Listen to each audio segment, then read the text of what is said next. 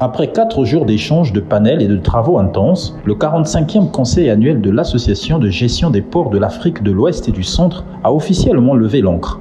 Réunis autour du thème « La valorisation durable et résiliente des infrastructures portuaires face aux défis économiques et environnementaux », les directeurs généraux des ports, experts et partenaires techniques ont formulé plusieurs recommandations pour renforcer la compétitivité maritime du continent.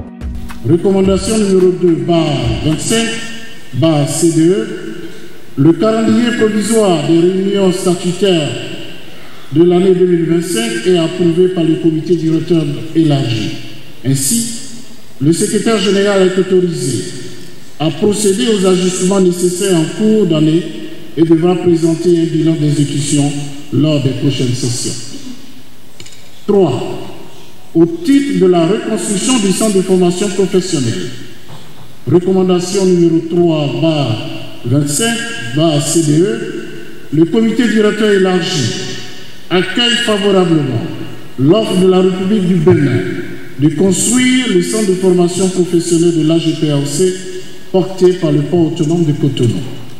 Note que la construction sera achevée dans un délai maximal de 3 ans. 4.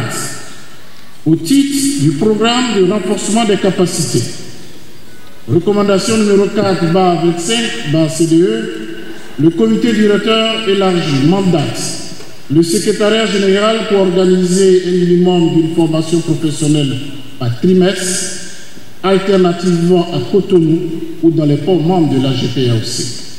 À défaut d'exécution effective, avant le prochain conseil annuel de l'AGPAOC donc maintiendra exclusivement les 3 langues de travail actuelles. Il s'agira donc du français, de l'anglais et du portugais. 6.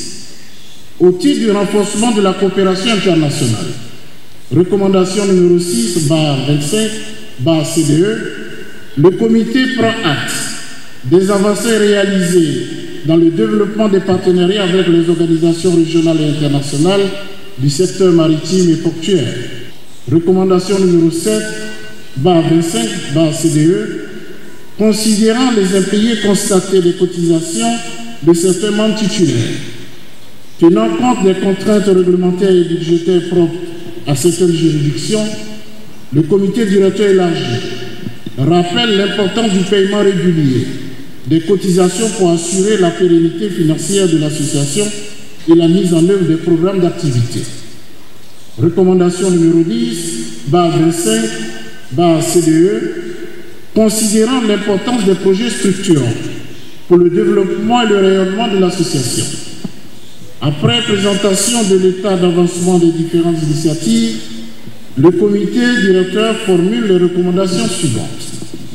Sur le développement du tourisme de croisière en Afrique de l'Ouest et du Centre, mandate le secrétaire général pour renforcer le partenariat stratégique avec le Cap-Vert, acteur majeur de ce segment dans la région.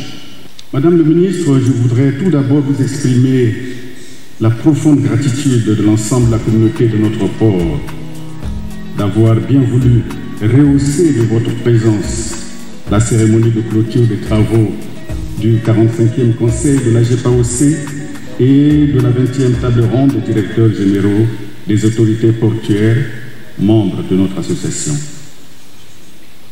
Je dirais même que nous sommes comblés à double titre, puisque vous assurez présentement la présidence de l'Organisation maritime de l'Afrique de l'Ouest et du Centre au Maroc.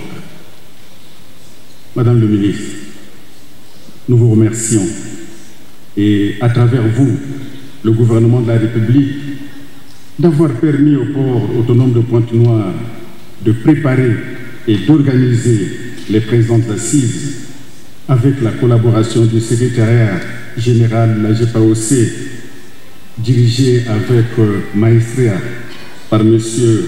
Jean-Marie Kofi. Nous avons été honorés d'être le port hôte de ce conseil. C'est ici l'occasion d'adresser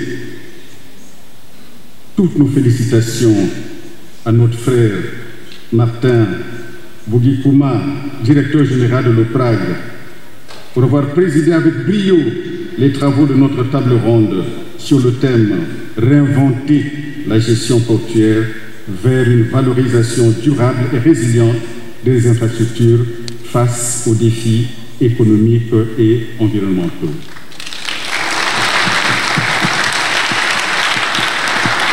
Quatre journées qui vous ont rassemblés ici à Pointe-Noire, experts, délégués et responsables de la gestion des ports implantés le long de la façade maritime de l'océan Atlantique, vous aussi, partenaires techniques et financiers, opérateurs privés de l'environnement portuaire, vous qui aurez en 4 journées permis de placer ainsi au devant de la scène du théâtre maritime et portuaire, 19 ans après, le port autonome de Pointe-Noire, véritable fleuron de notre économie. Le Congo s'est réjoui du choix retenu.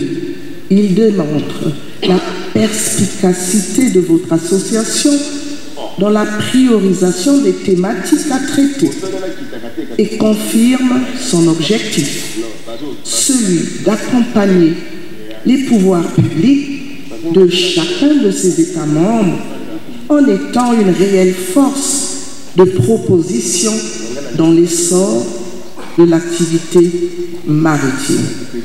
La lecture du communiqué final par le secrétaire général, avec brio, on doit le reconnaître, et les résolutions y relatives en sont la parfaite illustration.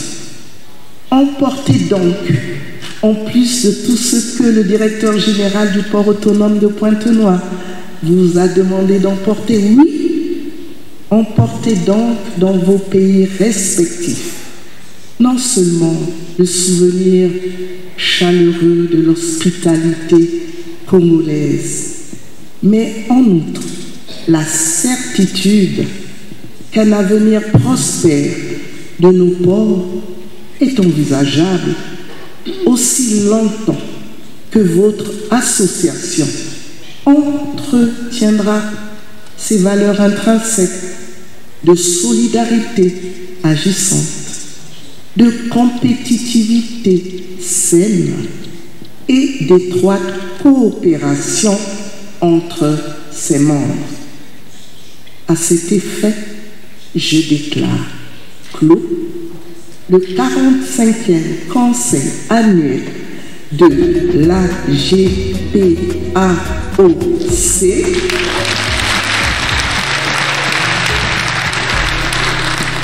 et bien évidemment, vive la République du Congo. Clôture symbolique d'un rendez-vous stratégique, l'AGPAOC donne désormais rendez-vous à ses membres l'an prochain pour mesurer les progrès accomplis vers des ports africains plus durables, connectés et résilients.